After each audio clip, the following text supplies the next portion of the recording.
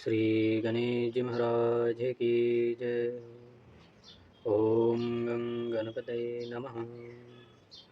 वक्रतुंड महाकाय सूर्यकोटि समप्रभ निर्विघ्नं कुरु मे देव सर्वकार्येषु सर्वदा। श्री सीतारामचंद्र भगवान की जय हो। श्री हनुमान जी महाराज की जय हो। अतुलितबलधामं हेमशैलाभदेहं धनुजवनकृशानुं ज्ञानिनामाग्रगण्यं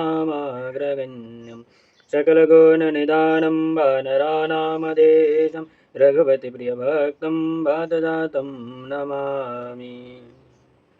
आब्दं पहतारणं दातारं सर्वसम्पन्नदामं लोकाभिरामं श्रीरामं वैभ्यो नमम्यं। रामाय रामभद्राय रामचन्द्राय वेदस रघुनाथनाथाय सीताय पते नमः।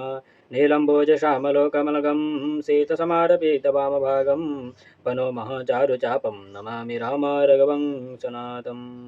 बोलिए श्याम रामचंद्र भगवान की जय हो। जय श्री राम।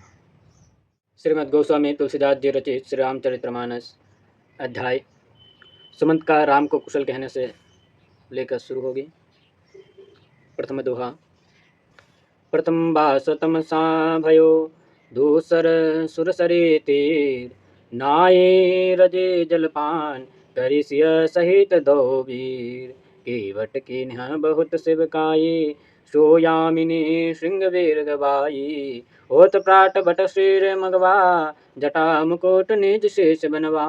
राम सखा तब नाभ मगाए सियहि चराए चरे रघुराई। लक्ष्मण धरे धनुबान बनाई आप चरे प्रभु आयुष पाई।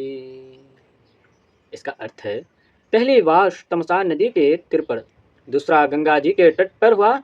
फिर सीता जी के साथ दोनों वीर अर्थात राम और लक्ष्मण स्नान के लिए जलपान किए। मल्हा ने बहुत सेवा की। श्री रामचंद्र जी ने उस रात को श्रृंगवीरपुर में व्यतीत किया। फिर प्रातःकाल बट का दूध मंगाकर सिर पर जटा मुकुट बनाए। तब निषाद ने नौका मंगाई जिस पर श्री रामचंद्र जी प्यारी जानकी को चराकर स्वयं भी चढ़ गए। आज्ञा पाकर लक्ष्मण धनुष बाण रख आप भी उस नौका पर चढ़े। विकल विलोकिक मोहि रघुबीरा बोले मधुर वचन धे धरी धीरा। तात प्रणाम तात सन कहो बार बार पद पंकज गहोक्त। गर्भ पाई परि विनय बहोरी तात करे जने चिंता मोरी। मन मग मंगल कौशल हमारे कृपा अनुग्रह पुण्य तुम्हारे। अर्थात श्री रामचंद्र जी मुझे विकल देखकर धीरज धर मीठे वचन से बोले, हे तात मेरा प्रणाम पिताजी से कहिएगा और मेरी ओर से उनके चरण कमलों को पकड़िएगा और पूर्ण चरणों पर गिरकर यह प्रार्थना कीजिए, हे तात हमारी चिंता न करे। आपकी कृपा और पुण्य के प्रभाव से बन के मार्ग से हमारा मंगल ही होगा। ये सब श्री रामचंद्र जी सुमंत जी को कह रहे हैं कि जो उनके पिताजी यदि उनसे पूछे राम जी कैसे हैं तो उनसे ये सब बातें कहना। छंद। तुम्हारे अनुग्रह तात कानन जात सब सुख पाय हो। प्रतिपाल आयुषो कुशल देखन पाए पुनि फिर आय हो। जननी सकल परितोष करि परिपाए करि बिनती घनी तुलसी करे सोई यतन जेहि विधि कौशल रह कौशल धनी। हे तात आपकी दया से वन में जाकर भी मुझे संपूर्ण सुख मिलेगा। आपकी आज्ञा पालन कर कुशल फिर आपका दर्शन करने आऊंगा। मेरी ओर से आप सब माताओं के पैर पकड़ कर घनी प्रार्थना से संतोष दीजिएगा। गोसाई तुलसीदास जी कहते हैं कि श्री रामचंद्र जी ने कहा कि हे सुमंत जी आप उन उपायों को करना जिनसे महाराज कुशल पूर्वक रहे। सुराठा। गुरु शन कहब संदेश बार बार पद पद मगही करब सोई उपदेश जेहि न सोच मोहि अवधपति। पुरजन परिजन सकल निहोरी तात सुनायु बिनति मोरी। सोई सब भाते मोर हितकारी जासे रहे भुबाल सुखारी। कहब संदेश भरत के आये नीते न तजब राजपद पाए। पालो पज प्रजहि कर्म मन मानी श्री बहु मातु सकल समझानी। अर्थात हमारे गुरु महामुनि वशिष्ठ जी के चरण कमलों को पूर्ण पकड़कर यह संदेश कहिएगा कि वे ऐसी शिक्षा दें जिससे अवध के स्वामी महाराज दशरथ जी मेरे विषय में सोचना करें। और हे तात मेरे नगर के और कुटुंब के जो लोग हैं उनका निहोरा कर यह मेरी प्रार्थना सुना दीजिएगा कि वही मेरी हर प्रकार से हित चाहने वाले हैं कि जिससे मेरे पिताजी सुखी रहें। जब भरत जी आ जाए तो उनसे यह कहिएगा कि राज्य पाकर वे राजनीति छोड़ेंगे, मन कर्म और वाणी से प्रजा की रक्षा करेंगे और सब माताओं को समान समझकर उनकी सेवा करेंगे। और निवाह भाये करी पीत मातु चरण सेवकाये, तात भाते ते ही राघव राउत, सोच मोर जे ही करही न काउत। लक्ष्मण कहो कुछ वचन कठोरा, वरजे राम पुनि मोहिनी होरा, बार बार निज शपथ दिवाई, कहबन तात लक्ष्मण लड़िकाई। और माता पिता के चरणों की सेवा करते हुए भाईपन को निभाना है। हे तात, आप महाराज कौशल्या नरेश को उसी प्रकार रखिएगा कि जिससे मेरी चिंता न करे। लक्ष्मण जी कुछ निष्ठुर वचन बोले, तब श्री रामचंद्र जी ने उन्हें रोका। मेरा निहोरा क्या, बारंबार अपनी शपथ दिलाई कि हे तात लक्ष्मण के लड़कपन की बातें आप न कहिएगा। दोहा करी प्रणाम कुछ कहन लिए, सिया भय शिथिल स्नेह, थकेत बचन लोचन सजल, पुलक पलवित देह। तेहि अवसर रघुबर रूप पाई, केवट पारही नैनाव चलाई, रघुकुल तिलक चले इह भांति, देखियो ठाट कुलीस धरी छाते। मैं आपन किमी कहो कलेशो जियत परे हो, ले राम संदेशो, हर्ष कहे सचिव वचन रहे गयो, हानि ग्लानि सोच बस भयो। अर्थात श्री सीता जी स्नेह से शिथिल हो गए। वे नमस्कार करके कुछ कहना ही चाहती थी कि वाणी थक गई, नेत्र में आंसू भर आए, शरीर में रोमांच हो आया, अर्थात रोमटे खड़े हो गए। उसी काल में श्री रामचंद्र जी का रुख देखकर केवट नौका उस पार के लिए चलाई। इस प्रकार रघुतिलक श्री राम जी चल दिए। मैं छाती पर वज्र रखकर खरा खरा देखता रहा। मैं अपने दुख को किस प्रकार वर्णन करूं कि जो जीता ही श्री रामचंद्र जी का संदेश लेकर लौट आया। ऐसा कहकर मंत्री सुमंत जी की वाणी रुक गई। वह हानि ग्लानि और शोक के वशीभूत हो गए।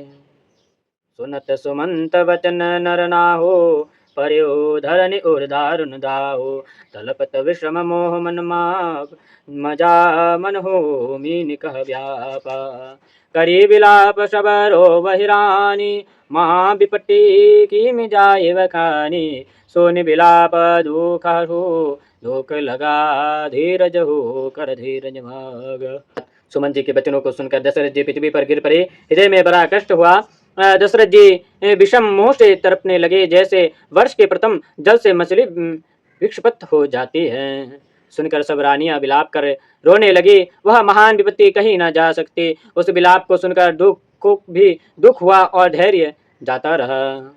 दोहा भयो कोलाहल अवध अति, सोने निर्पराऊ शोर, विपुल विहंग वन पर्यो निशि, मानु कुलिश कठोर, प्राण कंठ गता भयो भूबालो, मणि विहीन जिमि व्याकुल व्यालु, इंद्रिय सकल विकल भय मारी, अनुसर सर सी जीवन बिनवारी। कौशल्या निरपदेख मलिना, रविकोल रवि अतयो किमि देना, और धरी धीरम राम महतारी, बोली बचन समय अनुहारी।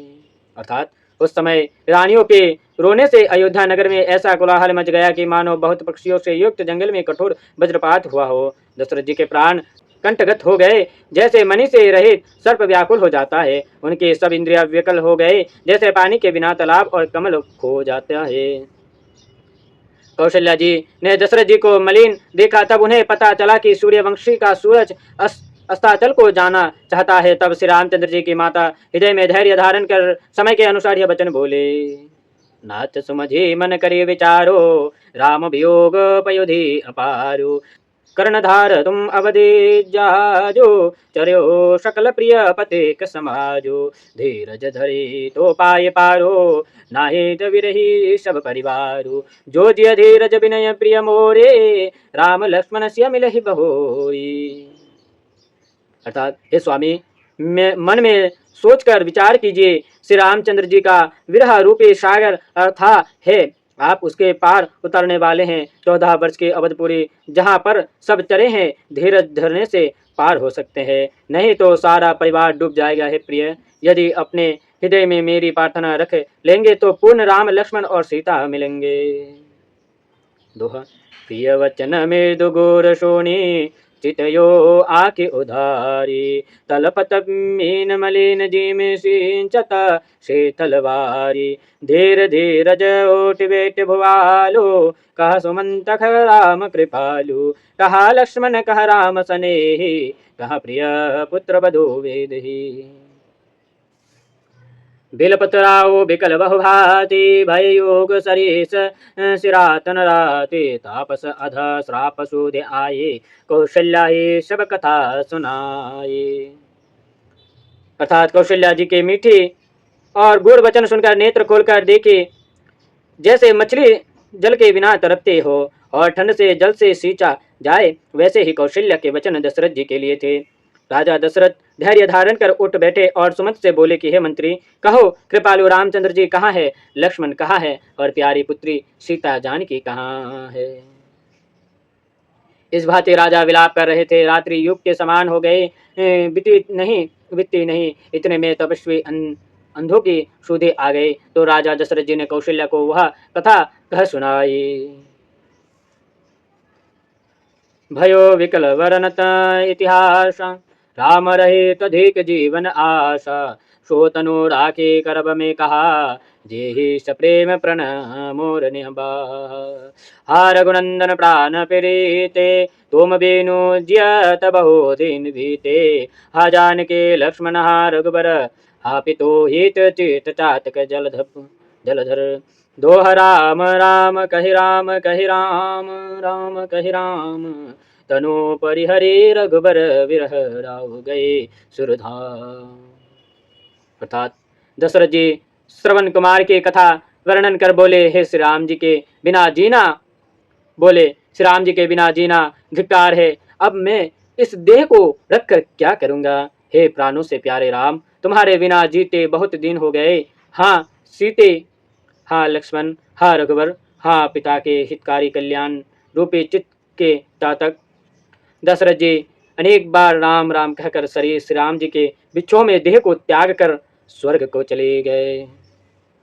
उस समय का वह विलाप दशरथ जी का परोदन, वह विलाप वर्णन क्या नहीं जा सकता, बल्कि उस समय की जो अवस्था थी वो बड़ी ही विचित्रमय एवं की हृदय को दारुण करने वाले थे।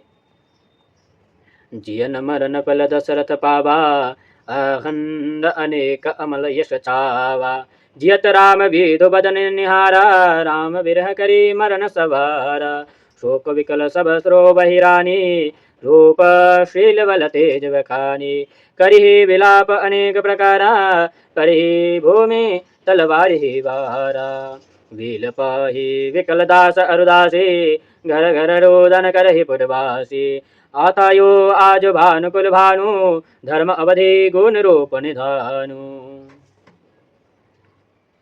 दशरथ जी अपने जीने और मरने का फल पाएंगे। उनके पवित्र कृत्य उनके ब्रह्मांड में छा गए। जो जीवन भर श्री रामचंद्र जी के चंद्रमुख का दर्शन किए और उनके विच्छों में प्राण त्याग दिए, शोक से दुख होकर सब रानियां रोदन करने लगी। राजा के स्वरूपशील पराक्रम और प्रभाव का वर्णन करके विविध प्रकार से विलाप करते हैं, बारंबार पृथ्वी पर गिर पड़ते हैं। सब दासियां बेहोश होकर विलाप करने लगी। घर घर नगर के लोग रुदन कर रहे थे। सूर्यवंशी का सूर्य आज डूब गया, जो धर्म मर्यादा और पुण्य तथा सौंदर्य का निधान था। गौगारी सकल के ही देहि नयन विहीन किन्ह जग जेहि विधि बिलपत रेन शिरानी आये सकल तहा सोनी तहा मोनि ज्ञानी। सब लोग केकई को गाली दे रहे हैं कि जिसने संसार को आंखों से रहित कर दिया। इस प्रकार रोते हुए रात्रि बीत गई। प्रातःकाल सब बड़े बड़े मुनि और ज्ञानी लोग वहां आए। दोहा तब वशिष्ठ मुनि समय सम कहे अनेक इतिहास शोक निवार्यो सबहि कर निज विज्ञान प्रकाश तेल नाव भरी भरी त्रिपतनो राखा दूत बुलाए बहुरी अशभाषा भाव हुएगी भरत पह जासो नृप शोधे कतहो कहो जने काहो एतन ही कहो भरत सन जाई गुरु व्या बुलाई पे पठियो भाई सोनि मोनि आयु सुधावन धाये चले वेगी बर्बाजिल जाए।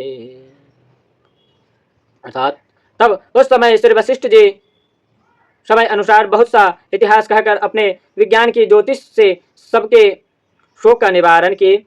फिर नौके में तेल भरकर उसमें राजा के शरीर को रखा। पूर्ण दूतों को बुलाया, कहा कि तुम दौड़ते हुए श्री भरत जी के पास जाओ, परंतु राजा की मृत्यु का समाचार किसी से न कहना। तुम जाकर भरत जी से इतना ही कहना कि गुरु जी दोनों भाइयों को बुला रहे हैं। तब उनके आज्ञा सुनकर दूत दौड़े। उस समय उनके चाल देखकर श्रेष्ठ घोड़ा भी लज्जा गए। अनरत अवध अड़ावेओ जब ते को शकुन होई, भरत कहा तब ते देख ही राते, भयानक सपना जागे करहि कोट कोटे कल्पापना। बृपदिवाई देहि नित दाना सेव अभिषेक करहि, वेद नाना मागे हृदय महेश मनाई, कौशल मातु पीतो परिजन पा भाई। उधर जब से अवधपुरी में अनर्थ प्रारंभ हुआ, तब से भरत जी को अपशुकन होने लगे। वे रात्रि के समय डरावने सपने देखते जाने पर करोड़ों भांति के अनाथ कार्य कल्पना करते थे। उसकी शांति के लिए वे ब्राह्मणों को नित्य भोजन कराकर दान देते और मन ही मन शिव को मानते थे कि हमारे माता पिता भाई और कुटुंब सब लोग सुखी रहें। जब दशरथ जी की अवस्था और श्री रामचंद्र जी वन में चले गए, तब से ही श्री भरत जी के स्वप्न में बड़ी भयंकर और विचित्र, जो कि हृदय को भेद करने वाले स्वप्न दिखाई दे रहे थे। उस स्वप्न के प्रभाव से वो विचलित हो जाते थे और वह उनके परिवार कुटुंब माता पिता जैसे कि कुशल है, उनके कुशल मंगल के लिए वे ब्राह्मणों को नित्य ही भोजन कराते थे, उनको दान दिया करते थे। बल्कि ब्राह्मण को भोजन एवं नित्य दान देना सबसे श्रेष्ठ होता है। और मन ही मन में ब्रह्मांड के नायक श्री शिव जी को मानते थे और उनसे प्रार्थना करते थे कि जी उनके माता पिता, उनके परिवार, उनके भाई कुटुंब, उनके प्रजाजन सभी सुखी एवं के कुशल मंगल रहे।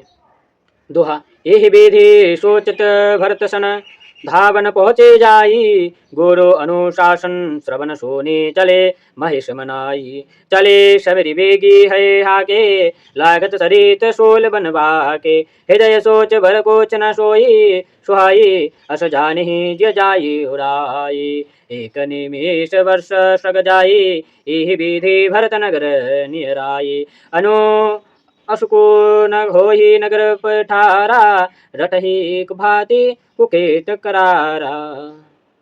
जब भी अपने परिवार में कुछ भी अमंगल होता है तो दूर रहने वाले व्यक्ति के मन में ऐसी कुछ चिंता, ऐसी कुछ भावना स्वयं से ही उत्पन्न हो जाते। ऐसा ही यहाँ पर भरत जी की भी अवस्था थी। जब गुरु जी की आज्ञा सुनी, इस प्रकार जब गुरु जी की आज्ञा पाकर दोनों सेना जब भरत जी के पास गए, तब क्या कहा। इस प्रकार भरत जी के मन में विचार ही रहे थे कि दूतों ने पहुंचकर सब समाचार कहा। गुरु जी की आज्ञा पाकर भरत जी शिव का ध्यान कर वहां से चल दिए।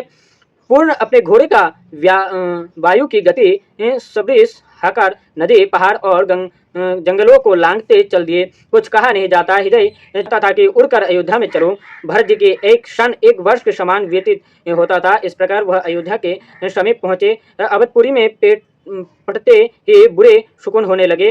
कलेर कौवे बुरे स्थानों में भयानक शब्द बोल रहे थे। खरगेशल बोले ही प्रतिकूला, शोने शोने हो ही भरत सिय शोला। श्रीहत सरिता बन बागा, नगर विशेष भया बन लागा। खग मृग है गए जाहि न जाए, राम वियोग कुरोग वियोगे। नगर नारी नर ने पट दुखारी, मनहु सब ही सब सम्मति हारी। गधे और गिड़क विदुर शब्द बोलते थे। वह सुनकर भरत जी के हृदय में शूल चुभता था। तालाब, नदी, जंगल और बगीचे शोभाहीन दिखाई पड़ते थे। अयोध्या अत्यंत भयानक मालूम होते थे।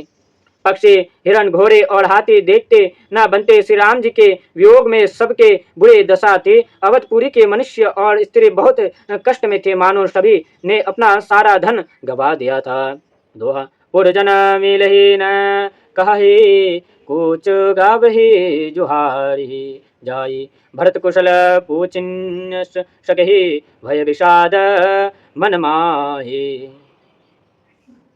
हाट बाट नहीं जाई निहारी, जनो पुर 14 दिश लागी दवारी। आवत सोत सोने के कई नंदनी, हरसी रवि कोल जल रोक चंदनी। सजी आरती मुदित उठ भाई, द्वार ही भेंट भवन ले आए। भरत दुखित परिवार निहारा, मानो तुहि न बनज बन मारा। नगर में वन से जब भरत जी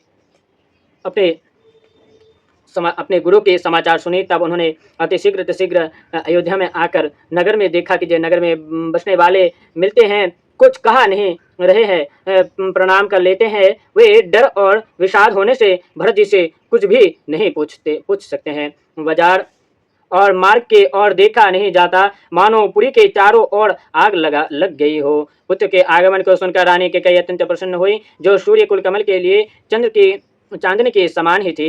वह आरती सजाकर प्रसन्न हो उठकर दौड़ी और द्वार पर मिलकर अपने महल में ले आई। भरत ने समस्त कुटुंबों को इस प्रकार दुखी देख जैसे कमल के बन पर पला गिरा हो।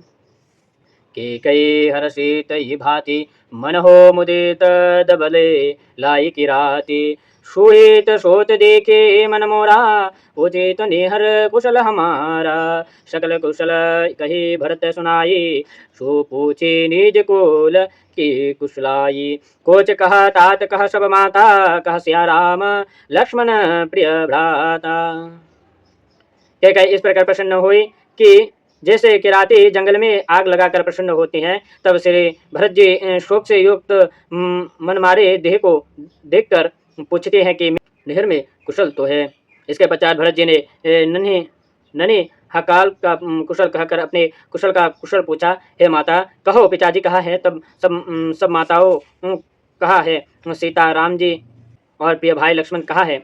दोहा सोनी शोत वचन स्नेह समय, मय कपट नीर भरी नयन। भरत श्रवण मन शोल सम, पापिनी भोले वयन। तात बात में सकल सवारी, भाई मंत्र सहाय विचारी। कोचक काज बीज बीच विरायो, विगार्यो भूपति सुरपति पूर्व पगु धार्यो। सुनत भरत भय विकल विषादा, जनो सहमेयो करी के हरि नादा। तात तात हा तात पुकारी, परियो भूमि तल व्याकुल भारी। तब पुत्र के स्नेह से सने हुए वचनों को सुनकर नेत्र में कपट के आंसू भरकर पापिनी के कई भरत जी के श्रवण और मन के लिए शुक्ल समान यह वाणी बोले। हे तात, मैंने सारी बातें बना रखी है, विचारी मंथरा मेरे सहायता की है, परंतु ब्रह्मा ने थोड़ा सा काम बीच में बिगाड़ दिया कि महाराज दशरथ जी स्वर्ग को चले गए। सुनत भरत भय विकल निषादा, जनो समय सहमेयो करी के हरिनादा। तात तात हा तात पुकारी, परियो भूमि तल व्याकुल भारी। चलियो न देख न पायो तो ही, तात न राम ही सोपयो मोही। बहुरिधि धरी धीर ओठ सवारी, कहो पीत मरण हेतु महतारी। सोनी सोत बचन कहे टके कही, मर्भ पोछी जनु महोर देही आदि ते। सब आपने करने, कोटिल कठोर मुदित मन भरने। भरत जी के वचन सुनकर इस प्रकार दुखी हुई, जैसे हाथी सिंह के गर्जनों को सुनकर शाम जाता है। फिर तात हाँ तात चिल्लाकर पृथ्वी पर गिर पड़े और अत्यंत व्याकुल हो गए। हाँ तात, हाँ पिता, पयान करते समय आपको नहीं देख सका है तात। आपने मुझे रामचंद्र जी को नहीं सौंपा। पूर्ण धीरज धर संभाल कर उठे और कैकई से पूछे, हे माता, पिता के मरने का कारण कहो। भरत जी की वाणी सुनकर कैकई ऐसे बोली जैसे धवा को पुछड़ कर उस पर जहर विष रखाया जाए। कुटिल और कठोर कैकई प्रसन्न हो प्रारंभ से ही अपने सब करने कह सुनाई। इस प्रकार आज की जो श्री रामचंद्र जी की जो अध्याय थी, आज का अध्याय एक पर समाप्त करते हैं। अध्याय सुमंत का राम जी को कुशल, दशरथ जी को सुमंत ने दशरथ जी से राम जी का कुशल कहने से लेकर भरत जी ने महाराज दशरथ जी की इस अवस्था का कारण पूछा, जो कि उनकी मृत्यु की कारण क्या है, यहाँ तक समाप्त हुई। पुनः रविवार को दूसरे अध्याय का हम अध्ययन करेंगे। आज के लिए इतना तक ही, और इसके पश्चात मंगलाचारण होगी, तब पूर्ण रामायण की जो अध्याय की जो विधि है वो समाप्त होती है। श्री सीतारामचंद्र भगवान की जय हो। श्री हनुमान जी महाराज की जय हो। आप सभी लोग भी अपने घरों में श्री रामचरितमानस का अध्ययन जरूर करिएगा, और एवं इस चैनल को सब्सक्राइब करके आप सभी का सपोर्ट एवं प्यार जरूर दीजिएगा। जय सीताराम, जय राधे श्याम।